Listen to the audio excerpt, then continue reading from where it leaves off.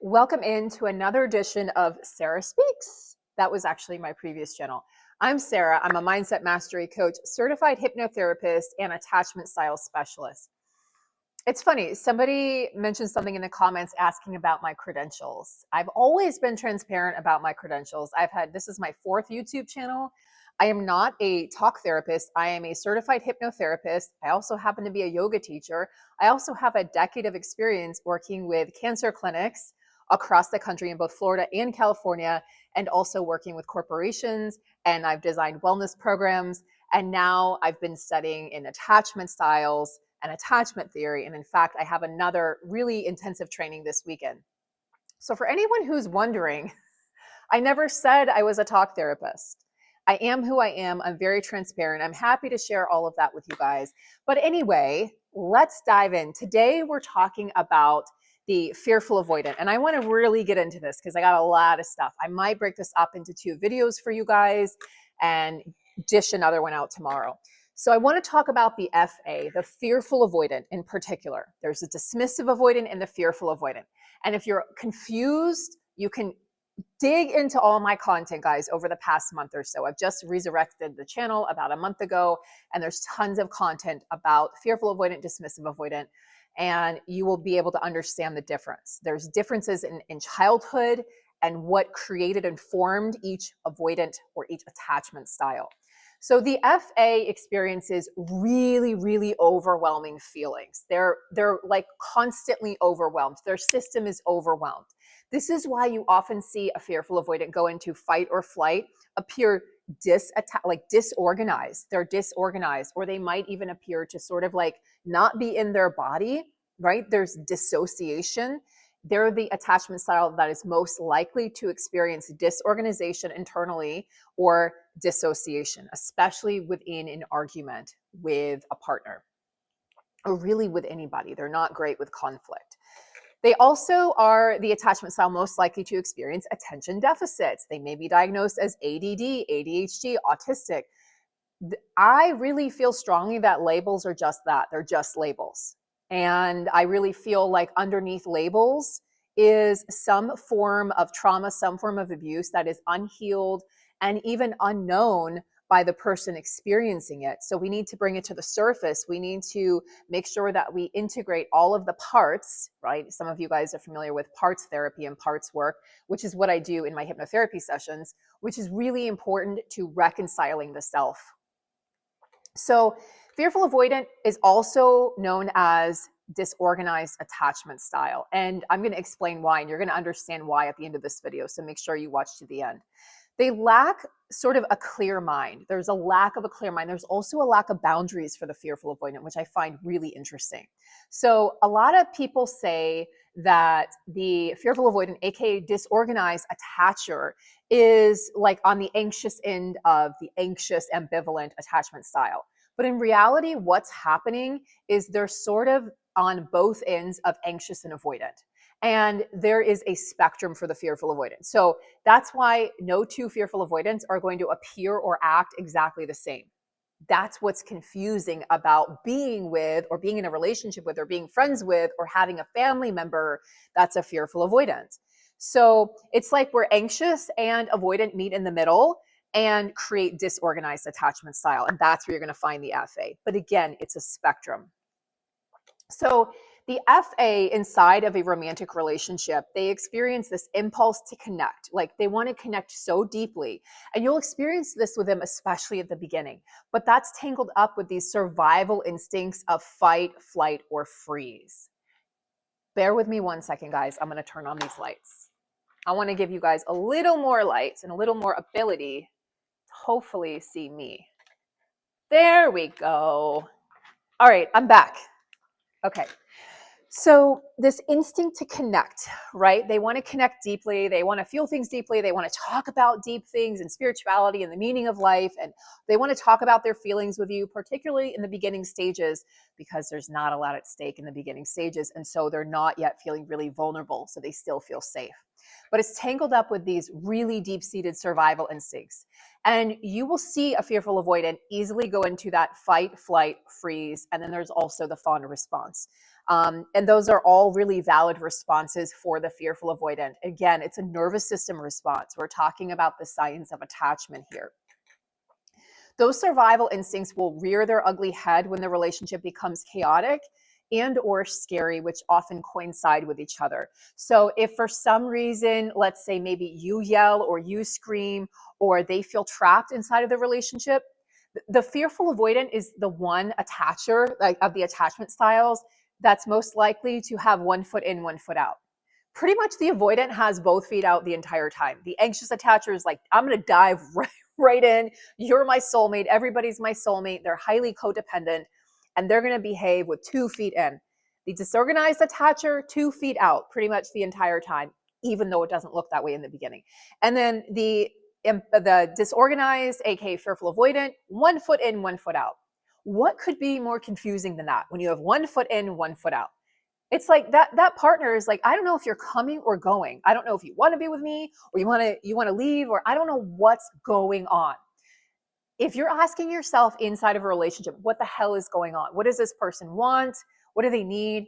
You may be dealing with a fearful avoidant. They're disorganized internally, and of course that's going to be reflected on the outside.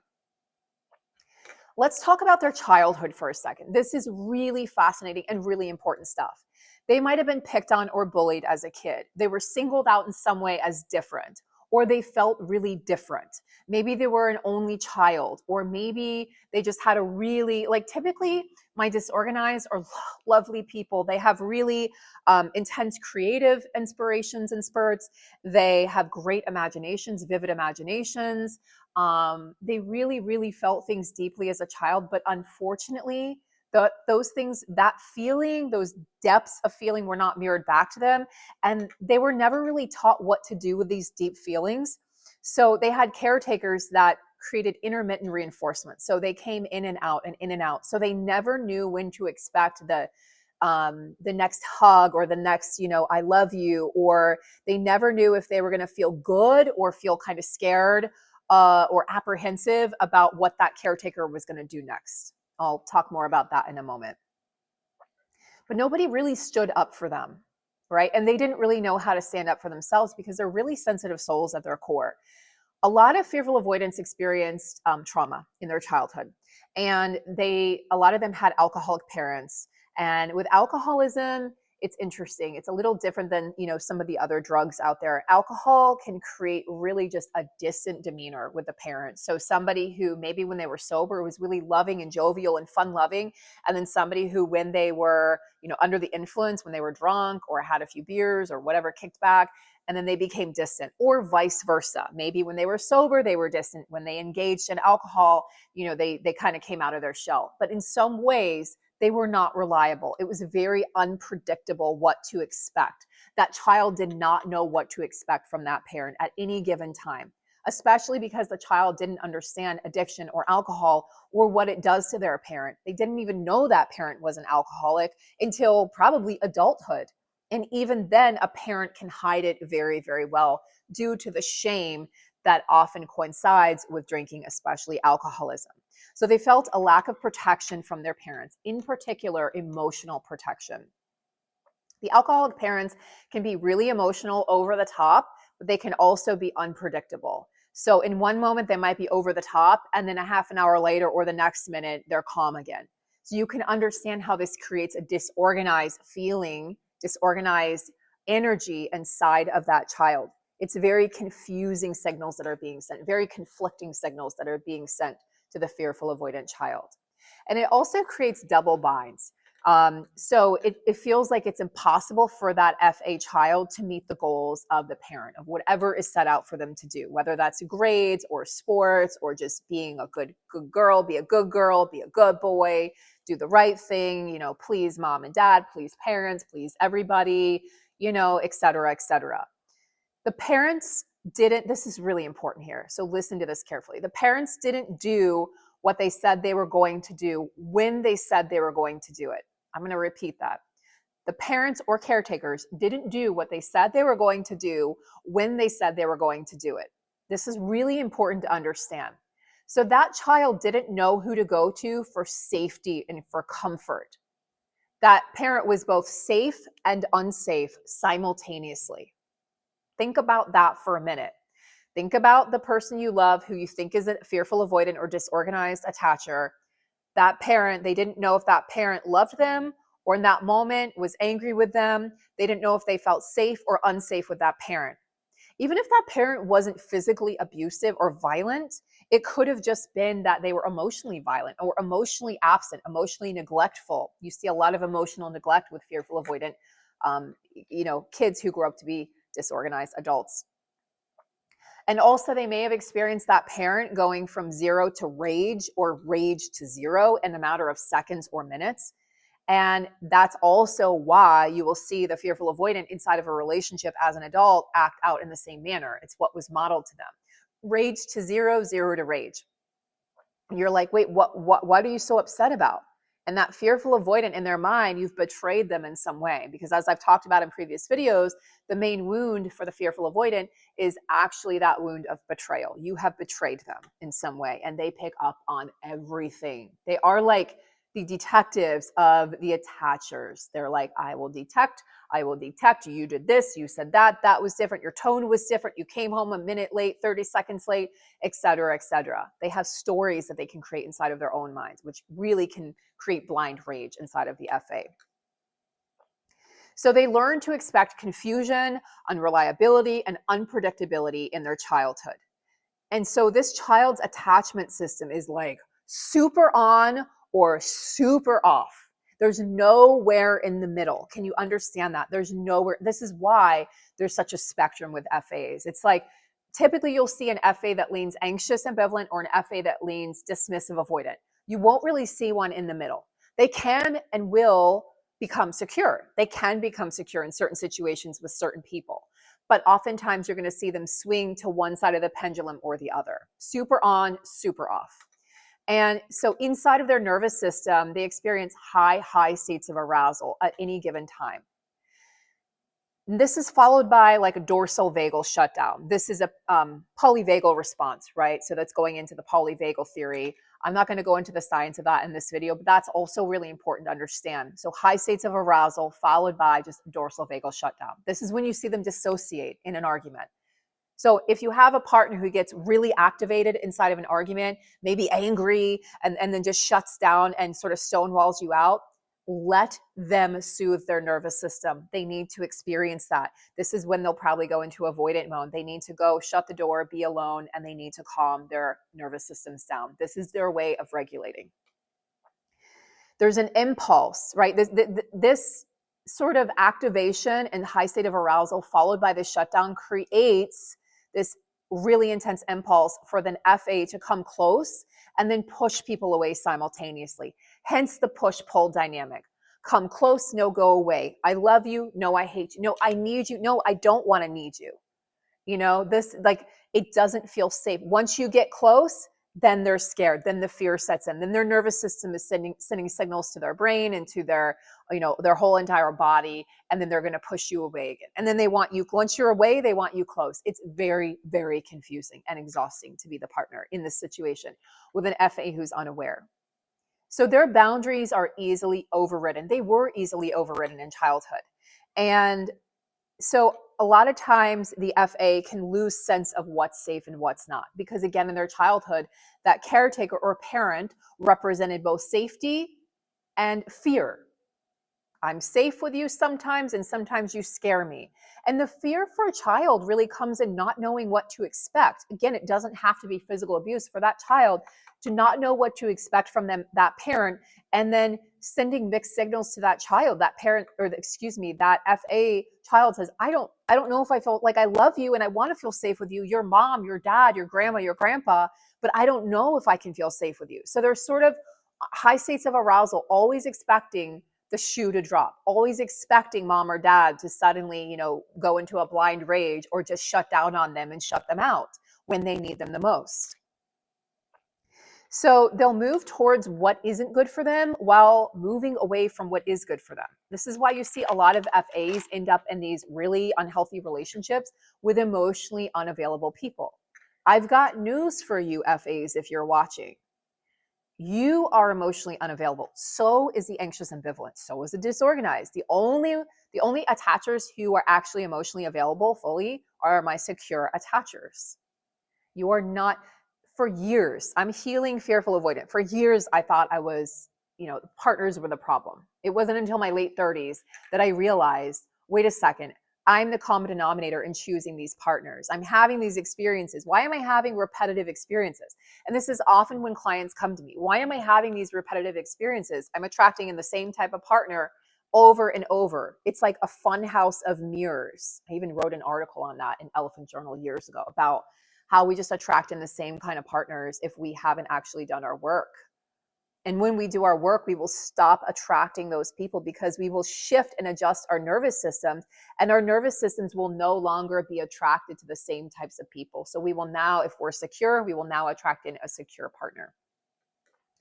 The FA has an implicit need for space that instinctively pushes people away, right? Naturally. But they also have a need to push people away. So think about this. They have a need to push people away, and they have a need for space that then pushes people away.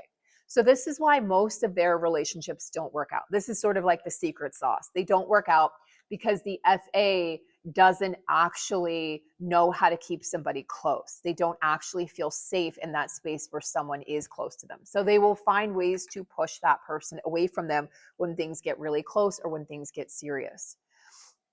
With the FA, inside of a relationship with an FA, there's always sort of this ongoing power struggle. There's an ongoing power struggle inside of the FA. I'm telling you, I've experienced it. I know what that's like. It's extremely frustrating. It's sad. It's painful. It makes you angry. It makes you rage.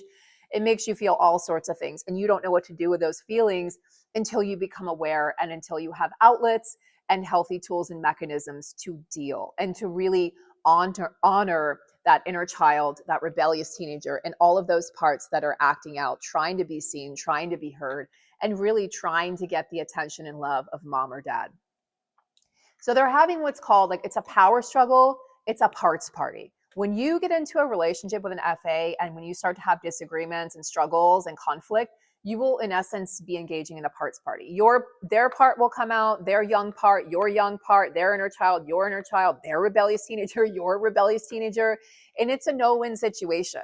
It's not the adults. The adults have left the room at that point. It's just those two rebellious teenagers or two inner children, putting on the gloves, and they're in the ring and they're fighting it out. And nobody's winning. That's the thing. Nobody's winning. So that power wound means that somebody always has to be on top and someone always has to be below and beneath. So the only way to not be vulnerable, the FA thinks subconsciously, they're not doing this consciously, is to always be on top or to be on top again.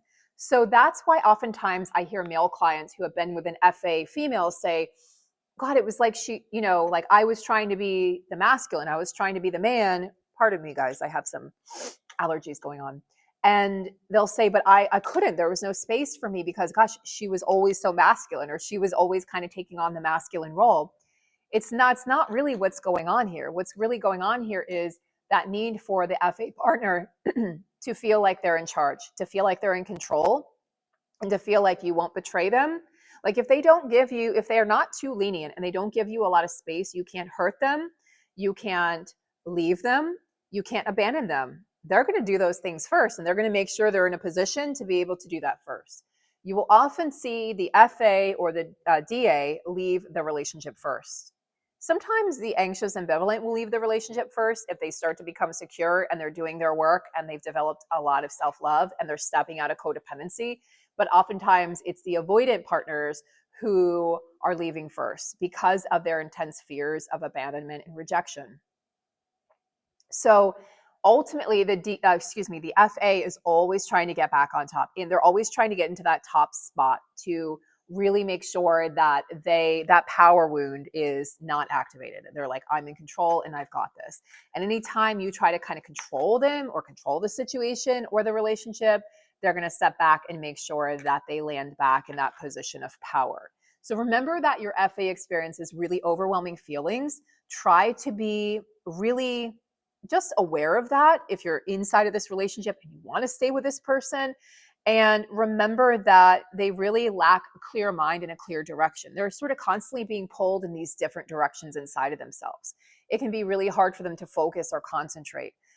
It can be really hard for the FA to maintain any sort of closeness with you. Like, they're capable, unlike the DA, they're capable of really giving you that, and sometimes in copious amounts. They can give you love and affection and intimacy and sex, and you can have like this passionate relationship, and then you'll notice they'll pull away. You'll notice, like when you go to snuggle them, they're like, I need my space, or they'll put a pillow between you when you're sleeping. These are like subtle little things that the FA will start doing that will probably grow as their capacity for independence, like their need for independence grows as the relationship progresses and things get more serious. They're going to start to demonstrate these things more and more, and you're going to start to feel less close to them. You're going to start to feel them pulling away. They're pulling away again because their nervous system is trying to deactivate. They are trying to find their center while still being attached to you, and they haven't learned how to do that yet. They haven't learned how to be attached to somebody and also maintain their sense of self and safety and security. Remember that what they learned is when you attach to someone, you're both safe and not safe. So you, the object of their affection, you represent safety and fear both at the same time. You will often hear your FA partner say, I just don't feel safe. And you're like, well, I can't, as the partner, you're probably thinking, I can't make you safe. That's not my job. That's not my role. And that FA partner needs to learn how to create safety, a sense of emotional safety within themselves first and foremost. And of course, it would help if you showed up as an emotionally safe space for that person. But again, oftentimes an FA will choose a partner who's maybe dismissive avoidant. They will choose somebody who's safe. And believe it or not, when you're an FA or a DA, that secure person isn't safe, because they're gonna bring you to that place of vulnerability that you don't really want to go to. But if you choose another avoidant, you know that you really don't have to go there. Remember, our nervous systems are matching and attracting. That's what's really, like, that's the science of attraction, our nervous systems. When our nervous systems are activated or dysregulated, we'll attract another person who's activated or dysregulated, etc. So that is, in a nutshell, the fearful avoidant. And that's so much of what I wanted to share with you guys. I was able to get into this video. I hope that this gives you some clarity on the fearful avoidant, aka disorganized attacher in your life. And if you are the FA, I can help. I am a healing fearful avoidant. And, this has really changed the trajectory of my life to have an understanding of why I was the way I was in my relationships and my marriage, of why I've always attracted emotionally unavailable people, and why, oh, why did I even get married? And that's a story that I want to share in another video, of the story of getting married. I got married in my 40s, and also why I chose a dismissive avoidant, and how that even, like, how did that work, that relationship, that marriage between an FA and a DA? Well, obviously it didn't work very well, right? So, and it cannot work long term. Both people need to be willing to become secure or work towards being securely attached and really do the work and have self-awareness. So have a beautiful day, guys. Thank you so much for being here. And I look forward to speaking with you in the next video, and the next, I was going to say session, because these are like sessions. Take good care until then.